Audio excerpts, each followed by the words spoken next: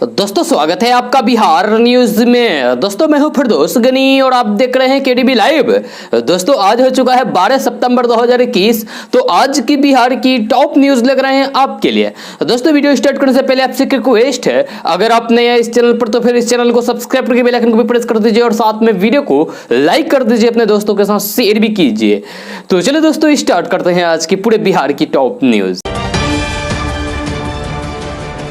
दोस्तों आज सबसे पहले बात करते हैं कि बिहार के कई जिलों में हर साल बाढ़ आने की समस्या होती है। इस समस्या के कारण लोगों को कई तरह की परेशानियों का सामना करना पड़ता है। इन परेशानियों को दूर करने के लिए नीतीश सरकार ने नदियों को आपस में जोड़ने की परियोजना पर काम करना शुरू कर दिया है। खबर के अनुसार जल संसाधन मंत्री संजय झा ने जानकारी देते हुए कहा है कि उत्तर बिहार में बुढ़ी गंडक, बागमती और नून नदी को जोड़ने पर काम चल रहा है। यह पायलट प्रोजेक्ट के तौर पर बिहार सरकार उत्तर और दक्षिण बिहार की दो नदियों को जोड़ने की योजना बनाई है। आपको बता दें कि इन नदियों को आपस में जोड़ने से बिहार के 4 जिलों को सबसे ज्यादा फायदा होगा। इससे किशनगंज, पूर्णिया, कटिहार, अररिया में बाढ़ से राहत मिलेगी और लोगों को बाढ़ की समस्या का सामना करना नहीं पड़ेगा।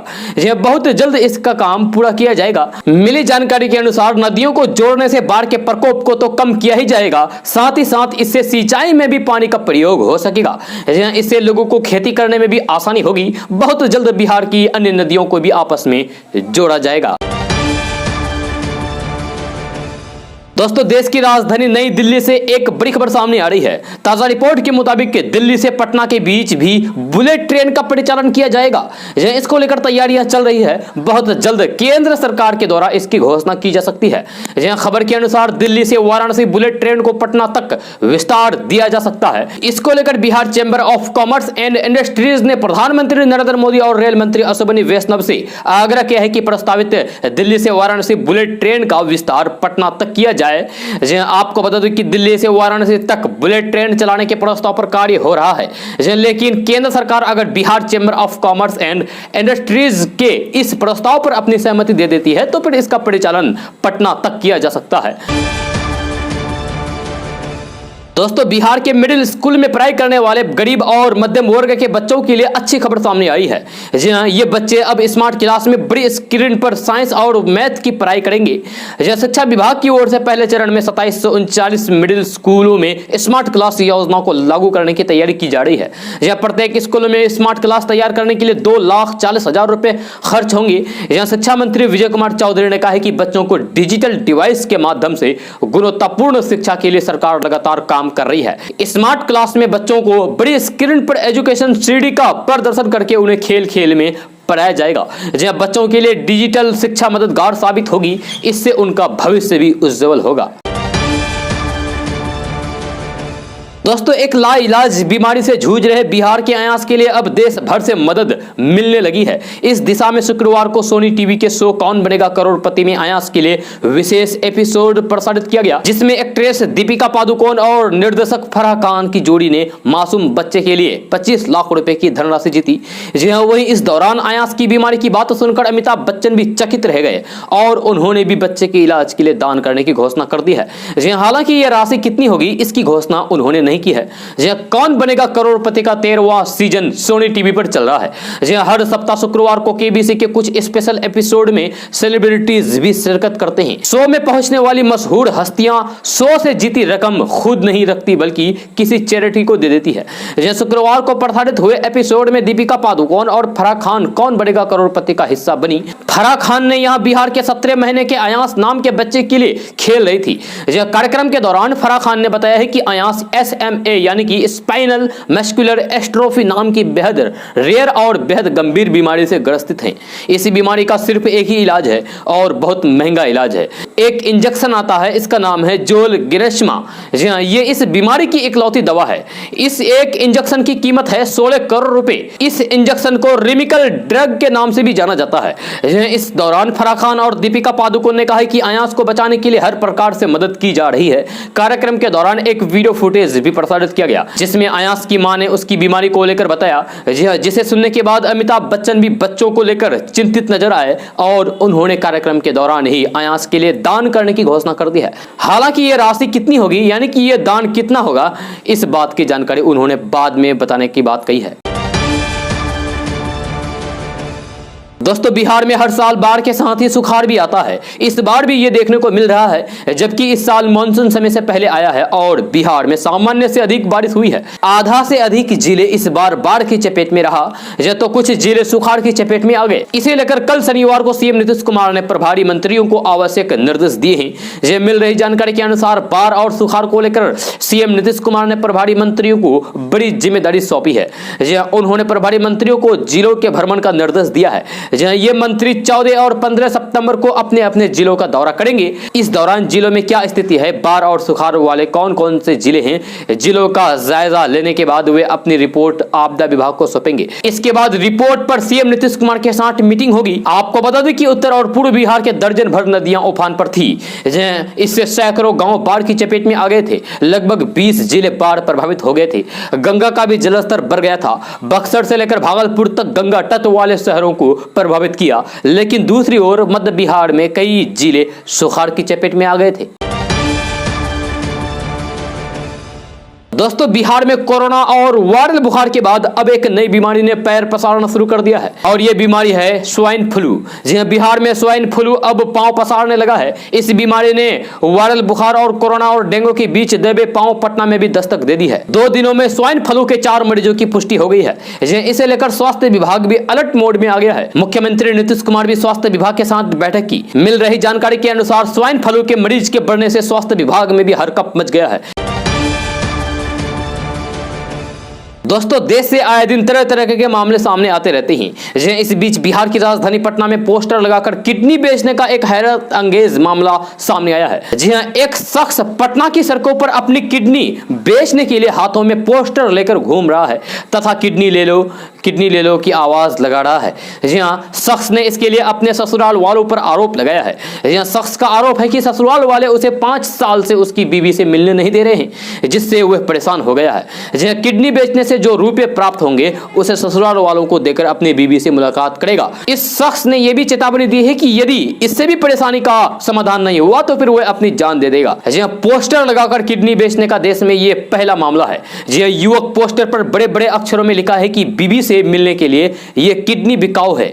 जी हां, पोस्टर पर लाल अक्षरों में लिखा गया है कि ब्लैकमेलर सास ससुर पत्नी और साला के कारण किडनी बिकाऊ है। जी हां, पटना में रहने वाले शख्स का नाम संजीव कुमार है। दोस्तों आरजेडी के विधायक और विपक्ष के नेता तेजस्वी यादव ने बिहार के मुख्यमंत्री नीतीश कुमार को एक पत्र लिखकर पूर्व केंद्रीय मंत्री डॉक्टर रघुवंश प्रसाद सिंह और एलजेपी के स्वर्गीय नेता रामविलास पासवान की राज्य में आदमकद प्रतिमा स्थापित करने की मांग की है। इसके साथ ही तेजस्वी यादव ने दोनों नेताओं की जयंती और पुण्यतिथि को राजकीय समारोह घोषित करने की मांग की है। दोस्तों बिहार में गाड़ी चेकिंग करने के दौरान पुलिस वाले आपसे बदतमीजी अब नहीं कर पाएंगे। जी हां, चेकिंग के दौरान पुलिसकर्मियों और ट्रैफिक जवानों के दुर्व्यवहारों को लेकर पुलिस मुख्यालय स्तर से सभी जिलों के पुलिस पदाधिकारियों को एक पत्र लिखा गया है। जी हां, बिहार के ट्रैफिक आईजी एमआर नायक ने निर्देश दिया है कि गाड़ी चेकिंग के दौरान पुलिसकर्मियों संयमित व्यवहार का परिचय दे। जी हां, हाल के दिनों में पुलिसकर्मियों के द्वारा गाड़ी चेकिंग के दौरान कई जगह दुर्व्यवहार का मामला सामने आया है। जी हां, इसको लेकर पुलिस पब्लिक के बीच झड़प की भी नौबत आ गई। जी हां, इसकी शिकायत वरिष्ठ अधिकारियों तक भी पहुंची है। जी हां, ऐसे में ट्रैफिक आईजी ने निर्देश में कहा है कि यातायात में तैनात पुलिस पदाधिकारी और पुलिसकर्मी ड्यूटी निभाने और फिर वाहन चेकिंग के दौरान अपने आचरण का विशेष ख्याल रखें। जी हां, गाड़ी चेकिंग के दौरान पुलिसकर्मी अपने व्यवहार को ठीक करते हुए चालान काटे या अन्य कार्रवाई करें। जी हां, इससे आम लोगों के बीच पुलिस की छवि भी बेहतर होगी और आक्रोश का भाव भी नहीं पनपेगा। दोस्तों बिहार के गोपालगंज जिले से एक ऐसी खबर सामने आई है जिसको सुनकर हर कोई हैरान हो रहा है। ये हो भी क्यों ना, क्योंकि 80 साल की बुजुर्ग महिला ने पंचायत चुनाव में नामांकन पत्र जाकर दाखिल किया है। इस महिला का नाम पानमती देवी है और उन्होंने पंचायत चुनाव में अपना पर्चा दाखिल करके सबसे अधिक उम्र में चुनाव लड़ने का रिकॉर्ड भी अपने नाम कर लिया है। पानमती देवी ने विजयपुर प्रखंड के पंगरा पंचायत के वार्ड नंबर 3 से वार्ड सदस्य के लिए नामांकन पत्र दाखिल किया है। पानमती देवी शुक्रवार को अपने 2 बेटों के सहारे से पर्चा दाखिल करने के लिए नामांकन केंद्र पहुंची थी और उन्हें देखकर वहां पर मौजूद हर शख्स दंग रह गया था। दोस्तों मुस्लिम उद्यमियों को आगे बढ़ाने के लिए शाहनवाज हुसैन का पहला कदम क्या है, चलिए बात करते हैं। उद्योग मंत्री सैयद शाहनवाज हुसैन ने बिहार के मुसलमानों को उद्योग धंधों रोजगार में अपने पांव पर खड़ा करने के प्रयास में तेज कर दिए हैं। इस सिलसिले में उन्होंने बिहार के चुनिंदा मुसलमानों के साथ बैठकर अल्पसंख्यक कल्याण के प्रति अपनी मंशा और सरकारी स्कीम से अवगत कराया। बैठक में शिरकत के लिए मुस्लिम उद्यमियों को खास तौर से आमंत्रित किया गया था। जहां मंत्री बनने के बाद शाहनवाज हुसैन की मुसलमानों के साथ यह पहली गैर सियासी बैठक थी जिसमें सिर्फ रोजगार से संबंधित बातें हुई। जहां उद्योग मंत्री सैयद शाहनवाज हुसैन ने बताया है कि अल्पसंख्यक समुदाय के उत्थान के लिए महिला उद्यमी योजना शुरू किया गया है, जहां महिलाओं को 5 लाख रुपए व्यवसाय के लिए 0 इंटरेस्ट पर दिया जाएगा। बिहार सरकार के कल्याणकारी योजनाओं से प्रदेश के सभी समूह के साथ अकलियत तबका के युवाओं में बड़ी उम्मीद है। शाहनवाज हुसैन ने उद्यमी बनने के अपने सपनों को साकार बनने के लिए मुस्लिम नौजवानों को उद्योग धंधे में आगे आने की अपील की है। मंत्री शाहनवाज हुसैन ने कहा है कि बिहार में उद्योग को उड़ान देने और नए उद्योग लगाने के लिए कई स्कीम सरकार चला रही है, जिसका लाभ अल्पसंख्यक समाज को भी उठाना चाहिए। दोस्तों पूर्व केंद्रीय मंत्री और भाजपा के वरिष्ठ नेता राधा मोहन सिंह ने AIMIM के अध्यक्ष असदुद्दीन ओवैसी को जिन्ना का दूसरा रूप बताया है। जहां उन्होंने कहा है कि जिस तरीके से जिन्ना ने देश का विभाजन करवाया था, ठीक उसी नक्शे कदम पर चलकर ओवैसी भी देश का विभाजन कराना चाहते हैं। जहां उन्होंने ओवैसी को एक तरफ का वायरस बताते हुए कहा कि मोदी सरकार हर तरह के वायरस से निपटने के लिए पूरी तरीके से तैयार है। अब ओवैसी दोबारा देश का विभाजन नहीं करा सकती हैं। जहां उन्होंने कहा कि मोदी सरकार ने हर प्रकार के वायरस का टीका बना लिया है और अब किसी भी तरह के वायरस से निपटा जा सकता है। उन्होंने कहा कि ओबीसी जैसे लोग देश का विभाजन करना चाहते हैं, लेकिन अब देश का दूसरा विभाजन नहीं हो सकता है। दोस्तों बिहार के भागलपुर जिले में अल्पसंख्यक गर्ल हॉस्टल की छात्राओं ने जबरदस्त हंगामा किया है। जी हंगामा क्यों किया है, चलिए हम आपको भी बताने जा रहे हैं। जी लड़कियों ने काफी पत्थरबाजी भी की। दरअसल गर्ल हॉस्टल में इन लड़कियों को ट्राउजर पर रोक लगा दी गई है। अधीक्षक ने उन्हें हमेशा बुर्के में रहने का आदेश दिया है। जहां सुपरिटेंडेंट के इस फैसले को लड़कियों ने तालिबानी निर्णय बताया है। भागलपुर में BN कॉलेज के पास स्थित अल्पसंख्यक गर्ल हॉस्टल में ये बवाल हुआ है। हॉस्टल के गेट पर उन्होंने खुद रोड़ेबाजी की है। छात्रों का आरोप है कि अधीक्षक गालियां देती है, हमेशा बुर्के में रहने को कहती है, तालिबान की तरह शरिया कानून लागू करना चाहती है, गर्मी में ट्राउजर भी पहने तो फिर चीखती चिल्लाती है और मारपीट भी करती है।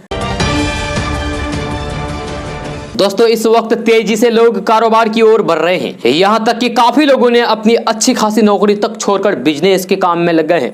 मोदी सरकार भी इस वक्त व्यवसाय को बढ़ावा दे रही है। प्रधानमंत्री नरेंद्र मोदी ये ऐलान कर चुके हैं कि स्टार्टअप को वो विश्व स्तर पर ले जाएंगे। इस वक्त कई ऐसे कारोबार हैं जिस पर सरकार की ओर से काफी मदद मिलता है।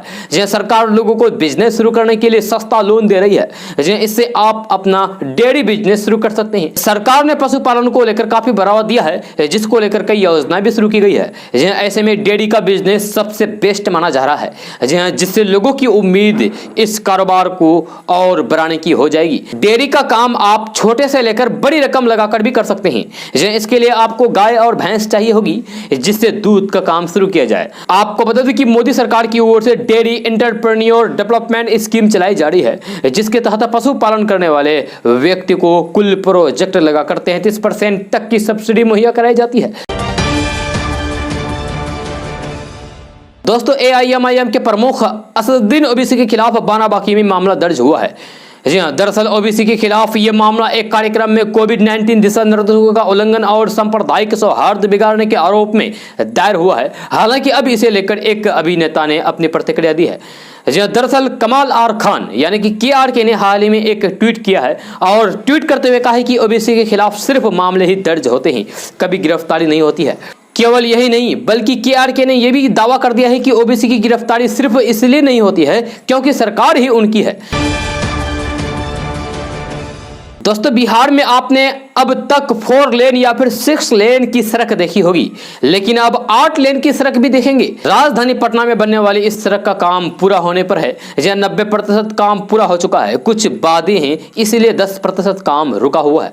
जहां अगले साल इस सड़क का काम पूरा होने और फिर उद्घाटन की तैयारी की जा रही है। 8 लेन की यह सड़क राजधानी पटना में तैयार हो रही है। जहां पटना के सगुना मोड़ से दानापुर रेलवे स्टेशन तक यह सड़क बनाई जा रही है। सरकार कह रही है कि यह सड़क राजधानी के लोगों को यानी कि राजधानी पटना के लोगों के लिए खास सौगात होगी। इस रोड के निर्माण के बाद राजधानी पटना के पश्चिमी हिस्से के विकास में काफी तेजी आएगी। वहीं पटना से बाहर पश्चिमी और दक्षिणी पटना का राजधानी से सीधा संपर्क होगा। यह पथ निर्माण विभाग इस रोड का काम पूरा कर रहा है। विभाग के इंजीनियर कह रहे हैं कि 90% काम पूरा हो गया है। जमीन अधिग्रहण और अतिक्रमण जैसे हल्की अड़चने सामने आ रही है, जिसे जल्द दूर कर लिया जाएगा। अगले साल जून तक हर हाल में इस 8 लेन सड़क का काम पूरा कर लिया जाएगा। दोस्तों, बिहार के 5 जिलों के लोगों के लिए विशेष सूचना है। सूचना यह है कि बिहार के 5 और जिलों में भूमि सर्वेक्षण का कार्य शुरू किया जा रहा है। यानी कि बिहार के और 5 जिलों में जमीन सर्वे का काम शुरू करने जा रहा है। जी हां, मिली जानकारी के मुताबिक फिलहाल बिहार के 20 जिलों में पहले ही भूमि सर्वेक्षण का कार्य किया जा रहा है, यानी कि जमीन सर्वे का काम किया जा रहा है। बिहार के राजस्व एवं भूमि सुधार मंत्री द्वारा मिली जानकारी के अनुसार बिहार के और 40 गाँव में विशेष सर्वे का काम पूरा कर लिया गया है। विभाग द्वारा आग्रह किया गया है कि वैसे लोग जो अपने गांव, जिले या फिर राज्य से बाहर रह रहे हैं वे जल्द ही अपने गांव लौट आएं, ताकि जमीन सर्वे के दौरान उनकी उपस्थिति दर्ज हो और जमीन मालिक ये देख सके कि सर्वे किए जा रहे जमीन के रिकॉर्ड में जमीन का राजस्व स्वामित्व सही से दर्ज हुआ है या नहीं, या फिर अगर किसी भी प्रकार का सुधार करवाना हो तो फिर सर्वे के दौरान करा सकते हैं। यह सर्वे के दौरान जमीन मालिक की उपस्थिति से जमीन मालिक को बाद में अदालत का चक्कर नहीं लगाना होगा, क्योंकि अगर होता है तो फिर समय और पैसे दोनों का नुकसान जमीन मालिक को उठाना पड़ता है। हालांकि सर्वे की पूरी प्रक्रिया ऑनलाइन की गई है, फिर भी विभाग ने जमीन मालिकों से आग्रह किया है कि सर्वे के दौरान वे खुद उपस्थित रहें, ताकि बाद में किसी प्रकार का समस्या न उत्पन्न हो। दोस्तों, एलजेपी के नेता चिराग पासवान ने साबित कर दिया है कि वे राजनीति के मैदान में इतने भी अनाड़ी नहीं है कि जितना कि उन्हें बताया जा रहा था। जहां दिवंगत नेता और पिता रामविलास पासवान की बरसी की आड़ में चिराग पासवान ने राजनीति में ऐसा दांव चला दिया है कि वे एक बार फिर से सुर्खियों में आ गए हैं और उनके चाचा केंद्रीय मंत्री पशुपति कुमार पारस चारों खाने चित होते दिख रहे हैं। हालांकि रामविलास पासवान की मृत्यु पिछले साल 8 अक्टूबर को हुई थी, पर हिंदी कैलेंडर के अनुसार उनकी पहली बरसी आज यानी कि 12 सितंबर को है। रामविलास पासवान की एक खासियत थी कि उनके सभी दलों और विरोधी नेताओं से भी अच्छे खासे संबंध होते थे। चिराग पासवान ने भी कुछ ऐसा ही कर दिखाया है। जब पिछले दिनों पटना में उनकी मुलाकात राष्ट्रीय जनता दल के नेता तेजस्वी यादव से हुई, अटकलों का बाजार गर्म था कि इस मुलाकात के बाद शायद चिराग पासवान आरजेडी के नेतृत्व वाली महागठबंधन में शामिल हो सकते हैं। फिर चिराग दिल्ली आए, प्रधानमंत्री नरेंद्र मोदी से फोन पर बात की और उन्हें पिता की बरसी पर शामिल होने का आमंत्रण दिया। केंद्रीय मंत्री अमित शाह, राजनाथ सिंह और बीजेपी के राष्ट्रीय अध्यक्ष जेपी नड्डा से मिले। यह कांग्रेस पार्टी के अध्यक्ष सोनिया गांधी से भी उनकी मुलाकात हुई। फिर आरजेडी के संस्थापक लालू प्रसाद यादव से मिले, उन्हें बरसी में शामिल होने के लिए आमंत्रण दिया और उनसे आशीर्वाद प्राप्त किया। यह राष्ट्रपति रामनाथ कोविंद को भी पिता की बरसी पर शामिल होने के लिए आमंत्रित किया और सबसे महत्वपूर्ण बात यह है कि वे चाचा पशुपति कुमार पारस के घर भी गए और उन्हें भी आमंत्रित किया। अगर चिराग चाहते तो फिर पिता की बरसी सामान्य तौर पर और परिवार के बीच भी मना सकते थे, पर यह एक अवसर था जिसका उन्होंने भरपूर इस्तेमाल किया। चिराग पासवान भी जानते थे कि इनमें से ज्यादातर आमंत्रित नेता पटना में हो रहे बरसी में शामिल नहीं होंगे, पर उन्होंने आमंत्रण देने के नाम पर एक बार फिर से देश और राज्य के बड़े नेताओं से संपर्क करने का सफल प्रयास किया। जब पशुपति पारस चिराग के चक्कर में ऐसे उलझे कि उन्होंने घोषणा कर दी कि वे अपने बड़े भाई रामविलास पासवान की बरसी में शामिल होंगे। दोस्तों, प्रधानमंत्री नरेंद्र मोदी के ड्रीम प्रोजेक्ट क्षेत्र हवाई संपर्क योजना उड़ान में जुड़ने वाला बिहार का दरभंगा एयरपोर्ट महज 10 महीने में ही एक नजीर बन गया है। जहां बेहद कम समय में इस एयरपोर्ट ने ट्रैफिक के मामले में नजदीकी पटना एयरपोर्ट को काफी पीछे छोड़ दिया है। यह बिहार सरकार के मंत्री संजय झा ने पिछले दिनों दावा किया है कि पूरे देश में सबसे जल्दी इतनी तेजी से ट्रैफिक हासिल करने वाला ये पहला एयरपोर्ट दरभंगा एयरपोर्ट बन गया है। जी हां, आपको बता दें कि पटना एयरपोर्ट से एक विमान में जहां औसतन 110 से 125 यात्रियों की आवाजाही हो रही है, वही दरभंगा में ये औसतन 150 के आसपास है। बेहतर कनेक्टिविटी के चलते उत्तर बिहार के लोग पटना के जगह दरभंगा एयरपोर्ट से ही हवाई यात्रा करना पसंद कर रहे हैं। जी हां, 8 नवंबर 2020 को दरभंगा एयरपोर्ट से विमान की आवाजाही शुरू हुई थी। तब से अब तक यात्रियों की संख्या 4 लाख को पार कर चुकी है। जी हां, रोजाना यहां से दिल्ली, मुंबई, बेंगलुरु, कोलकाता, चेन्नई, हैदराबाद के लिए लगभग 2000 यात्री आवाजाही करते हैं। जहां दरभंगा एयरपोर्ट की बढ़ती लोकप्रियता का सबसे प्रमुख कारण सुगम आवागमन है। जी हां, बिहार की दूसरी एयरपोर्ट के रूप में स्थापित दरभंगा एयरपोर्ट पहुंचने के लिए यात्रियों को जाम की समस्या से जूझना नहीं पड़ता है। यहां से न केवल दरभंगा बल्कि बिहार के 19 जिलों के यात्री लाभ ले रहे हैं। जी हां, यहां से मधुबनी, समस्तीपुर, मुजफ्फरपुर, पूर्वी चंपारण, पश्चिमी चंपारण, सहरसा, मधेपुरा, पूर्णिया, कटिहार, फारबिसगंज, अररिया, बेगूसराय, सीतामढ़ी सहित पड़ोसी देश नेपाल के यात्री भी आ रहे हैं। दोस्तों, मई के अंतिम सप्ताह में आए यास तूफान ने बिहार के 16 जिलों में किसानों को हुए नुकसान के लिए ऑनलाइन करने का आज आखिरी मौका है। जी सरकार ने 27 अगस्त से 12 सितंबर तक आवेदन करने का मौका दिया था। जी अब प्रक्रिया अंतिम चरण में पहुंच गई है। मुआवजा के लिए दावा करने वाले किसानों के आवेदन पर जिला स्तरीय पदाधिकारियों द्वारा सत्यापन जारी है। अब राज्य मुख्यालय ने 9 टीमों को प्रभावित जिलों में फसलों की हुई क्षति और आवेदकों की रैंडम जांच के लिए भेजा गया है। टीम 11 सितंबर तक पटना, भोजपुर, बक्सर, अरवल, पश्चिमी चंपारण, वैशाली, दरभंगा, मधुबनी, शेखपुरा, लखीसराय, खगड़िया, सहरसा, मधेपुरा, पूर्णिया, अररिया, कटिहार जिला में रहकर जांच करेगी। यह सरकार इसके लिए ऑनलाइन आवेदन ले रही है। दोस्तों, दक्षिण पश्चिमी मानसून बिहार में कमजोर पड़ गया है। इसके कारण बिहार में फिलहाल भारी बारिश की उम्मीद नहीं है। स्थानीय कारणों से बिहार के ज्यादातर इलाकों में बिजली चमकने एवं मेघ गर्जन के साथ ही हल्की से मध्यम दर्जे की बारिश की संभावना है। जहां भागलपुर, कटिहार, पूर्णिया, किशनगंज, सीतामढ़ी एवं शिवहर जिले में हल्की बारिश हो सकती है। जहां पटना में रविवार की सुबह से ही बादल छाए हुए हैं और रिमझिम बारिश हो रही है। इसके कारण आज पटना शहर का मौसम सुहाना बना रहेगा, ये उम्मीद है। इसके अलावा भी कई जिलों में बारिश के लिए तत्कालीन पूर्वानुमान मौसम विभाग ने जारी कर दिया है। पटना मौसम विज्ञान केंद्र से जारी तत्कालीन पूर्वानुमान के मुताबिक शनिवार को सारण, भोजपुर, बक्सर, दरभंगा, मुजफ्फरपुर, सीतामढ़ी, समस्तीपुर, वैशाली, पटना, नालंदा, बेगूसराय, सहरसा, मधेपुरा, खगड़िया, लखीसराय, जमुई, बांका, भागलपुर, मुंगेर, कटिहार आदि जिलों में बारिश के आसार हैं। इसके अलावा भी कई जिलों में बारिश के लिए तत्कालीन पूर्वानुमान मौसम विभाग ने जारी कर दिया है। जब पटना मौसम विज्ञान केंद्र से तत्कालीन पूर्वानुमान के मुताबिक आज यानी कि आज रविवार को सारण, भोजपुर, बक्सर, दरभंगा, मुजफ्फरपुर, समस्तीपुर, वैशाली, पटना, नालंदा, बेगूसराय, सहरसा, मधेपुरा, खगड़िया, लखीसराय, जमुई, बांका, भागलपुर, मुंगेर, कटिहार आदि जिलों में बारिश के आसार बने हुए हैं, हल्की फुल्की। दोस्तों, बीएसपी सुप्रीमो मायावती ने मुख्तार अंसारी को आगामी विधानसभा में मऊ से टिकट नहीं देने का निर्णय किया है, जिसके बाद मुख्तार अंसारी के एक के बाद एक कई ट्वीट करके मायावती पर पलटवार किया। जी मुख्तार अंसारी ने पहला ट्वीट किया है कि जनता ने कुल 5 बार विधायक बनाया, 2 बार निर्दलीय उम्मीदवार के रूप में आने पर भी विधायक चुना, जेल में रहकर भी भारी मतों से विजय बनाया।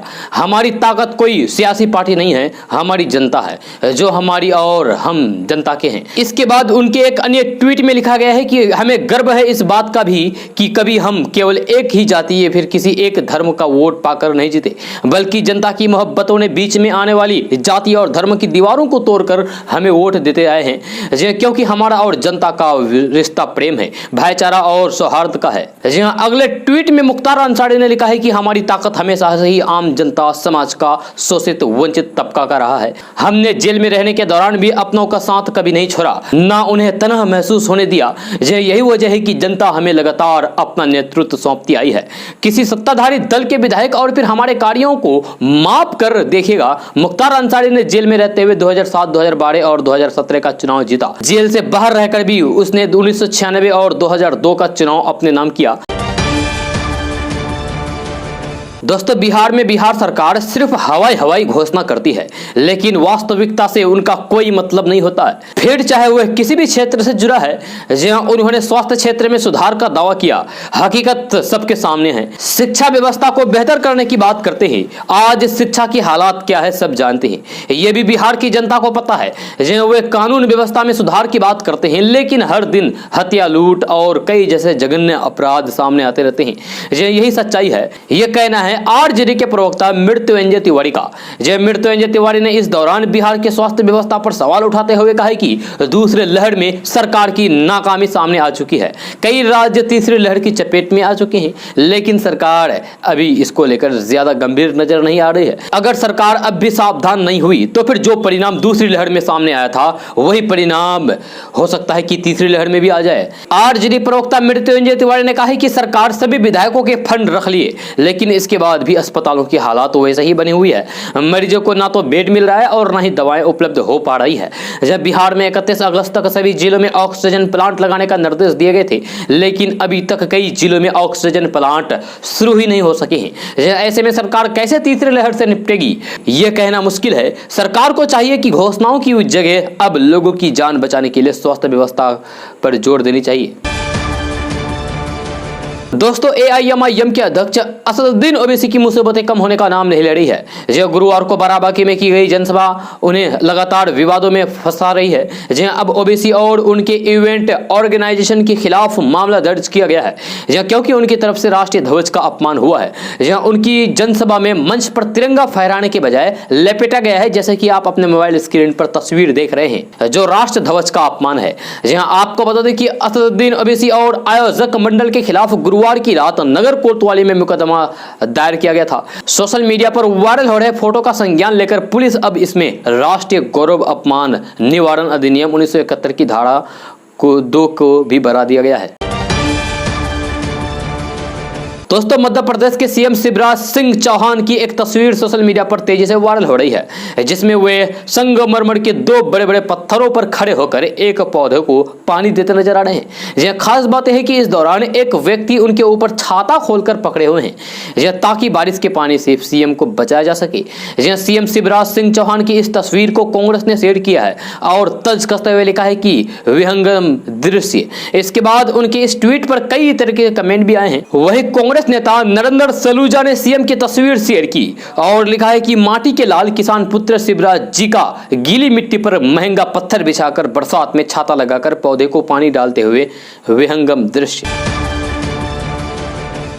दोस्तों, देश को टोक्यो ओलंपिक में गोल्ड मेडल दिलाने वाले नीरज चोपड़ा का एक और सपना पूरा हो गया है। दरअसल उन्होंने पहली बार अपने माता पिता को हवाई यात्रा कराई है। इतिहास रचने वाले नीरज चोपड़ा ने अपने ट्विटर हैंडल पर तस्वीर शेयर करते हुए अपने फैंस को इसकी जानकारी दी है। यह तस्वीरों में नीरज चोपड़ा अपने माता पिता के साथ फ्लाइट में बैठकर बेहद खुश दिखाई दे रहे हैं। साथ ही गोल्डन बॉय नीरज चोपड़ा ने तस्वीर को शेयर करते हुए एक भावुक मैसेज भी लिखा है। उन्होंने लिखा है कि आज जिंदगी का एक सपना पूरा हुआ जब अपने माता पिता को पहली बार फ्लाइट में बैठा पाया। सभी की दुआ और आशीर्वाद के लिए हमेशा मैं आभारी रहूंगा। दोस्तों, आने वाले दिनों में बिहार में घोटाले को दबाना या फिर घोटालेबाजों को बचाना संभव नहीं हो पाएगा। जहां बिहार सरकार इसकी पुख्ता तैयारी करने जा रही है। आजादी के 74 साल बाद बिहार में अंकेक्षक संहिता और अंकेक्षण मैनुअल लागू होगा। इनका ड्राफ्ट तैयार कर लिया गया है, जहां इसमें 11 तरह के ऑडिट का प्रावधान किया गया है। इसे जल्द राज्य यानी कि बिहार मंत्रिपरिषद के पास अनुमोदित के लिए भेजने की तैयारी है। प्रस्तावित अंकेक्षण संहिता और अंकेक्षण मैनुअल में घोटाला, अनियमितता, दुर्विनियोग और गबन जैसे वित्तीय दोषों को करीने से परिभाषित किया गया है। जहां ऑडिट रिपोर्ट में तार्किक ढंग से वित्तीय दोषी को इंगित करना होगा। इसका मकसद बिहार सरकार की व्यवस्था में गड़बड़ी करने वालों को कानून के शिकंजे तक पहुंचाने के लिए आसान रास्ता तैयार करना है। किसी भी विभाग या फिर कार्यालय का ऑडिट करने के लिए चयन करते वक्त वित्त विभाग का अंकेक्षण निदेशालय 2 दर्जन से अधिक बिंदुओं के चेक लिस्ट के जरिए ऑडिट का मकसद जाहिर करेगा। दोस्तों, पंचायत चुनाव में ड्यूटी से बचने के लिए कर्मचारी एक से बढ़कर एक जुगाड़ में लगे हुए हैं। बहाना बता रहे हैं। कुछ बीमार है तो कुछ का शुगर तब हाई हुआ जब मेडिकल टीम द्वारा जांचे जाने की तारीख तय कर दी है। 5 दिन पहले मेडिकल जांच की तारीख तय हुई तो एक कर्मचारी का 7 सितंबर को शुगर हाई हो गया। जब डॉक्टरों ने उससे पुरानी पर्ची और जांच रिपोर्ट मांगी तो वह नहीं दे पाया। इसी तरीके से एक कर्मचारी 8 अगस्त को अपने हाथ में फ्रैक्चर होने के बहाने डॉक्टर के पास हाजिर हो गए। उन्होंने मेडिकल टीम को डॉक्टर का प्रिस्क्रिप्शन और प्लास्टर चरा हाथ तो दिखाया, लेकिन एक्सरे मांगा गया तो नहीं देख सके। इसी तरीके से एक युवा कर्मचारी ने पंचायत चुनाव से छुट्टी पाने के लिए बीमारी को कारण बताया। जब टीम के डॉक्टरों ने इस मरीज के एक्सरे को देखा तो फिर माथा पीट लिया। डॉक्टर ने उन्हें रीढ़ की हड्डी का एक्सरे कराने के लिए प्रिस्क्रिप्शन में लिखा था और ये जनाब गले की हड्डी की एक्सरे रिपोर्ट लेकर आ गए। इसके अलावा 3 कर्मचारी ऐसे निकले जिनकी बीमारी वाली पर्ची पर तारीख 10 सितंबर ही लिखी थी। दोस्तों बिहार में वायरल बुखार का प्रकोप थम नहीं रहा है। अस्पतालों में पीकू नीकू ही नहीं बल्कि सामान्य वार्ड के बेड भी फुल है। जहां अब पीएमसीएच और एनएमसीएच अस्पताल प्रशासन ने बेड बढ़ाने का निर्णय लिया है। जहां एनएमसीएच में 42 बेड और पीएमसीएच नीकू में 20 बेड बढ़ाए जा रहे हैं। जहां पीएमसीएच में अभी नीकू में 48 बेड हैं। बेड की कमी से एक बेड पर 2 बच्चे को भर्ती किया गया है। वहीं मुख्यमंत्री नीतीश कुमार ने स्वास्थ्य विभाग को निर्देश दिया है कि बच्चों में हो रहे वायरल बुखार को लेकर अलर्ट और एक्टिव रहें। अस्पताल में बच्चों के इलाज के लिए पर्याप्त मात्रा में दवा की उपलब्धता सुनिश्चित करें, सुनिश्चित रखें। साथ ही उन्होंने ग्रामीण क्षेत्र में टीकाकरण अभियान चलाकर इस कार्य को तेजी से पूरा करने का निर्देश दिया है। जहां सीएम नीतीश कुमार ने अधिकारियों को निर्देश देते हुए कहा है कि प्रतिदिन 2 लाख लोगों की कोरोना जांच करें। साथ ही केरल, मुंबई और तमिलनाडु से आने वालों की कोरोना जांच अवश्य कराएं। जहां मुख्यमंत्री नीतीश कुमार ने यह भी कहा है कि लोग मास्क का प्रयोग जरूर करें। यह कोरोना के साथ साथ अन्य वायरल बीमारियों से बचाव में भी उपयोगी है। जहां मुख्यमंत्री नीतीश कुमार ने शनिवार को स्वास्थ्य विभाग की समीक्षा के दौरान ये बातें कही है। दोस्तों नरेंद्र मोदी के विरोधी नेताओं के साथ बिहार के मुख्यमंत्री नीतीश कुमार मंच नहीं साझा करेंगे। जनता दल यूनाइटेड यानी कि जदयू के राष्ट्रीय अध्यक्ष ललन सिंह ने शनिवार को सभी अटकलों पर विराम लगा दिया है। जहां ललन सिंह ने कहा है कि हरियाणा के जिंद जिले में पूर्व उप प्रधानमंत्री देवीलाल की जयंती पर 25 सितंबर को आयोजित कार्यक्रम में बिहार के सीएम नीतीश कुमार नहीं शामिल होंगे। ललन सिंह ने कहा है कि कोरोना की तीसरी लहर की आशंका के साथ बिहार में बाढ़ की स्थिति को देखते हुए नीतीश बिहार से बाहर रह जाएंगे। जहां इसकी सूचना देवीलाल के बेटे ओम प्रकाश चौटाला को दे दी गई है। दोस्तों बिहार के उद्योग मंत्री तथा भाजपा के सीनियर नेता शाहनवाज हुसैन ने शुक्रवार को यहां कहा कि बिहार में उद्योग एवं रोजगार की स्थिति है जहां तथा बिहार की सरकार उद्योग के विकास के लिए प्रयासरत है। उन्होंने भरोसा दिलाते हुए कहा कि बिहार में उद्योग भी लगाए जाएंगे तथा जनता को रोजगार भी दिलाएंगे। उन्होंने दावा करते हुए बताया है कि बिहार में उद्योग लगाए जाने की बातचीत अब पूरे देश में हो रही है। सैयद शाहनवाज हुसैन ने कहा कि बिहार में उद्योग भी लगाएंगे, रोजगार भी दिलाएंगे। उन्होंने कहा कि कोरोना संक्रमण की वजह से रोजगार देने के काम में कुछ देरी हुई है मगर सीएम नीतीश कुमार के नेतृत्व में रोजगार देने की तेजी लाई जा रही है। दोस्तों गुजरात के सीएम विजय रूपाणी ने कल इस्तीफा दे दिया है। जी और इसके साथ ही कयासों का बाजार गर्म हो गया है कि गुजरात का अगला सीएम कौन होगा। बताया जा रहा है कि इस समय गुजरात के अगले सीएम के तौर पर 3 नामों की चर्चा है। मनसुख मंडाविया, आरसी फाल्गू, नितिन पटेल के नामों की चर्चा है। ये तीनों लोग पाटीदार समाज से हैं। बताया जा रहा है कि गुजरात में पाटीदार समाज को पार्टी से जोड़े रखने के लिए इन 3 नामों से कोई नाम आगे बढ़ाया जा सकता है। आपको बता दो कि बीजेपी विधायक दल की बैठक हो सकती है। दोस्तों आज का न्यूज़ बस यहाँ तक। कैसा लगा जरूर अपना सुझाव दीजिएगा नीचे कमेंट बॉक्स में कमेंट करके। अगर आप नए आए इस चैनल पर तो फिर चैनल को सब्सक्राइब करके बेल आइकन को भी प्रेस कर दीजिए और साथ में वीडियो को लाइक कर दीजिए, अपने दोस्तों के साथ शेयर भी कीजिए। तो चलो दोस्तों फिर मिलते हैं अगली वीडियो में। जय हिंद, जय बिहार।